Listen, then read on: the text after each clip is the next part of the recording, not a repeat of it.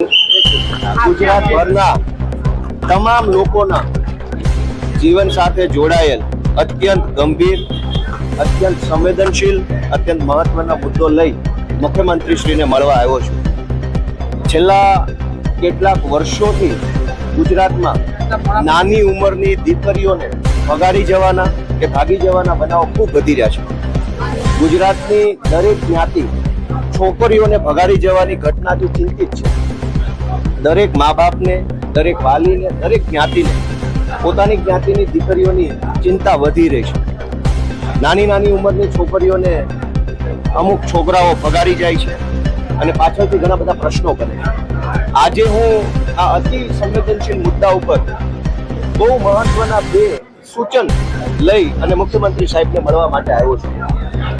આપણે ત્યાં સમાજમાં એવું જોવામાં આવ્યું છે કે હવે સમાજ શિક્ષણના કારણે, ટેકનોલોજીના કારણે, આધુનિકતાના કારણે સમાજ થોડોક ઉપર આવ્યો છે. જૂના જમાનામાં 16 વર્ષે, 17 વર્ષે, 18 વર્ષે દીકરીના લગ્ન થઈ જતા હતા. આજકાલ ગુજરાતમાં કેટલાક અપવાદને બાદ કરો તો સ્વાભાવિક રીતે દીકરીનો પરિવાર, દીકરીના મા બાપ 21 વર્ષ આસપાસ જ દીકરીના લગ્ન કરે છે. કોઈ 18 વર્ષની છોકરીના લગભગ અપવાદ બાદ કરતા લગ્ન થતા જ નથી. 19 વર્ષે નથી થતા. દરેક જગ્યાએ સમાજ પોતે આગળ નીકળી ગયો છે પણ કાયદો પાછળ રહી ગયો છે. કાયદાનું અસ્તિત્વ જ સમાજ માટે છે. સમાજમાં જે પ્રશ્નો છે એનું સોલ્યુશન એટલે કાયદો, પણ કાયદો પાછળ રહી ગયો છે. કાયદો એક્સપાયર્ડ, આઉટડેટેડ છે. સમાજ આગળ વધી ગયો. સમાજ આજે છોકરીના લગ્ન 21 વર્ષ પછી કરે છે. કાયદો 18 વર્ષની મંજૂરી આપે છે. એના કારણે 18 વર્ષની દીકરીઓની હારે ખૂબ બધી દુર્ઘટનાઓ આખા ગુજરાતમાં બને છે. ભૂતકાળના આંકડા ધ્યાને લઈએ તો 18 વર્ષને 1 દિવસ, 18 વર્ષને 2 દિવસ, 18 વર્ષને 1 મહિનો, 18 વર્ષને 2 મહિનાની ઉંમરની દીકરીઓને ભગાડી જવાની ઘટનાઓ આખા ગુજરાતમાં ખૂબ બને છે. અને પછી દીકરીના મા બાપના હાથ બંધાઈ જાય છે, લાચાર થઈ જાય છે કાયદા પાસે. કેમ કે કાયદો એવું કહે છે કે 18 વર્ષ છે તો લગ્ન કરી શકશે. આજે હું મુખ્યમંત્રી શ્રી સમક્ષ બે માંગણી લઈને આવ્યો છું. જેમાં એક માંગણી છે દીકરીઓના લગ્ન કરવાની ઉંમરમાં વધારો કરવાનો. સમાજ પોતે જ આજે 21 વર્ષે દીકરીના લગ્ન કરે છે, 22 વર્ષે કરે છે, 23 વર્ષે કરે છે. તો કાયદાની મર્યાદામાં સુધારો કરવામાં આવે. શું કામ? આજકાલ કોલેજમાં ભણતી હોય કે 12મા ધોરણમાં અભ્યાસ કરતી દીકરીઓને લલસાવી, પોસલાવી, ભોળવી, એની બૌદ્ધિક રીતે અપરિપક્વ ઉંમરનો નાજાયજ ફાયદો ઉઠાવી ભગાડી જવાની ઘટનાઓ સમાજને ખૂબ ચિંતા આપી રહી છે. ગુજરાતમાં એક ત્રીજું પણ બહુ મોટું કૌભાંડ હાલે છે, લગ્ન નોંધણી કૌભાંડ. મારી પાસે કેટલાક આંકડા છે કે પંચમહાલ જિલ્લાના ભદ્રાલા ગામની કુલ સંખ્યા કરતા વધુ લગ્ન નોંધણી થઈ. 560 લગ્નોની નોંધણી એક ગામમાં થઈ ગઈ. એક ગામમાં 560 લગ્ન ક્યારેય શક્ય જ નથી. અમરેલીના હામાપર ગામમાં 1341 લગ્નની નોંધણી કરવામાં આવી તલાટી દ્વારા. અમરેલીના જામકામાં 944 લગ્નની નોંધણી થઈ. અમરેલીના મુંજિયાસર ગામમાં 380 લગ્નની નોંધણી થઈ. અમરેલીના લુંધિયા ગામમાં 258 લગ્નોની નોંધણી થઈ. આણંદ તાલુકાના 60 ગામમાં 365 લગ્નોની નોંધણી થઈ. આણંદ તાલુકાના રેલ ગામમાં 1193 લગ્નોની નોંધણી થઈ. ગામની કુલ જનસંખ્યા કરતા ડબલ લગ્ન નોંધણી એક ગામમાં થઈ ગઈ. આણંદ તાલુકાના આણંદ જિલ્લાના વલ્લી ગામમાં 113 લગ્નની નોંધણી થઈ. આણંદ જિલ્લાના એક જ તલાટીએ 1860 લગ્નોની નોંધણી કરી નાખી. આ કૌભાંડ એવું બતાવે છે કે સાબરકાંઠાથી કોઈ 18 વર્ષની દીકરીને ભગાડીને લઈ જાય, એના લગ્નની નોંધણી કોઈ અમરેલીનો કોઈ તલાટી પૈસા લઈ અને કરી આપે છે.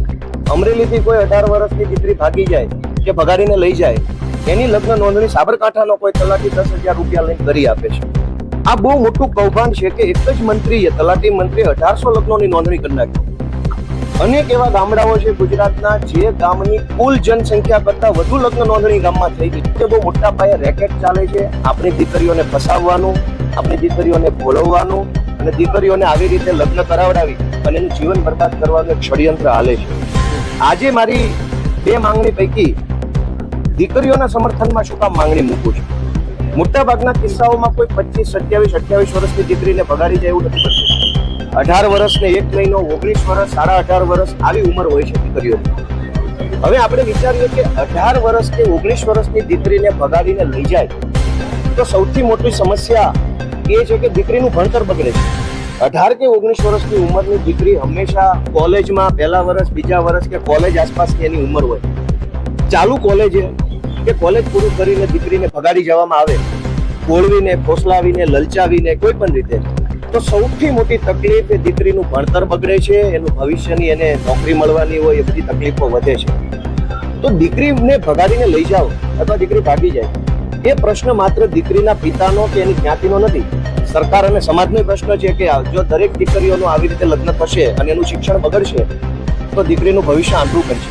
બીજો પ્રોબ્લેમ કે દીકરીને ભગાડીને લઈ જવામાં આવે અથવા દીકરી ભાગીને લગ્ન કરે ત્યારે એના મા બાપની સંપત્તિમાં વારસાનો પ્રશ્ન બહુ મોટા પાયે આવે છે.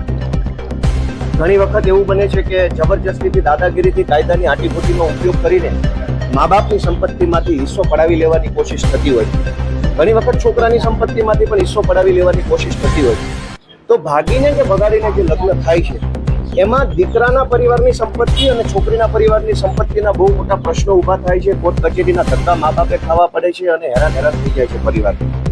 ત્રીજો પ્રશ્ન કે દીકરા અને દીકરીની કોઈ કેટેગરી હોય છે, કોઈ ઈડબ્લ્યુએસ, કોઈ ઓબીસી, કોઈ એસસી, કોઈ એસટી, આવી કેટેગરી હોય. દીકરીની કેટેગરી અલગ હોય, છોકરાની કેટેગરી અલગ હોય. બે અલગ અલગ કેટેગરીના છોકરા છોકરી લગ્ન કરે એનાથી જે સંતાન જન્મે એની કેટેગરી કઈ? ઓબીસી પુરુષ હોય અને એસસી કોઈ સ્ત્રી હોય અથવા એસસી પુરુષ હોય અને ઓબીસી સ્ત્રી હોય, એનાથી જે બાળક જન્મે તે બાળકની કેટેગરી કઈ? એ બાળકની ઓબીસી હશે, એસસી હશે, એસટી હશે, કંઈ નક્કી થતું નથી. એવા સંતાન જ્યારે મોટા થાય ત્યારે એને સરકારી નોકરીમાં, શિક્ષણમાં અનેક જગ્યાએ તકલીફો પડતી હોય છે.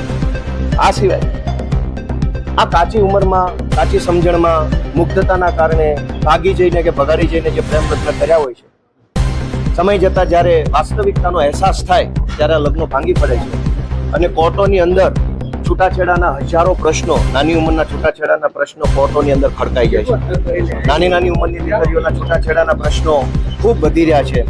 લીગલ કોમ્પ્લિકેશન્સ આવે છે, ખૂબ બધી તકલીફો પડે છે. આ સિવાય ઘણી વખત ચડામણીથી, ઉશ્કેરણીના કારણે છોકરી દ્વારા પોતાના મા બાપ ઉપર ખોટા કેસ કરવામાં આવે છે અથવા તો ભરણ પોષણ અને શારીરિક માનસિક ત્રાસ અંગેની સાસરિયા પક્ષ ઉપર ફરિયાદ કરવામાં આવે છે. પણ માત્ર બે છે.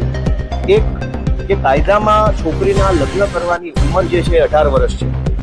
વાસ્તવિક રીતે આજનો સમાજ 18 વર્ષથી દીકરીના લગ્ન કરતો નથી. અપવાદરૂપ કોઈ રૂઢિચુસ્તતાના કારણે, કોઈ જ્ઞાતિ પરંપરાના કારણે થતા હોય, પણ મોટા સ્કેલ ઉપર, લાર્જ સ્કેલ ઉપર ક્યાંય દીકરીના 18 વર્ષે લગ્ન થતા નથી, 18.5 થતા નથી, 19 થતા નથી. સમાજ આગળ વધી ચૂક્યો છે, કાયદો પાછળ રહી ગયો છે.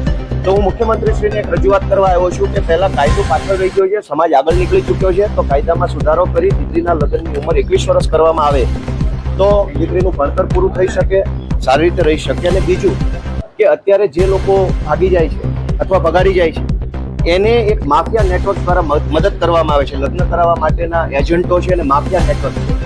એ છોકરા છોકરીઓને પ્રોટેક્શન આપવું, એના લગ્ન કરાવી દેવા, પૈસા લઈને ગમે ત્યાં ખોટા દાખલા, ખોટા સર્ટિફિકેટ, અસલ પુરાવા હોય ના હોય ગમે તેમ કરીને એના લગ્ન નોંધણી થઈ જાય છે. એક તલાટી મંત્રીએ 1800 લગ્નોની નોંધણી એક ગામમાં કરી નાખી.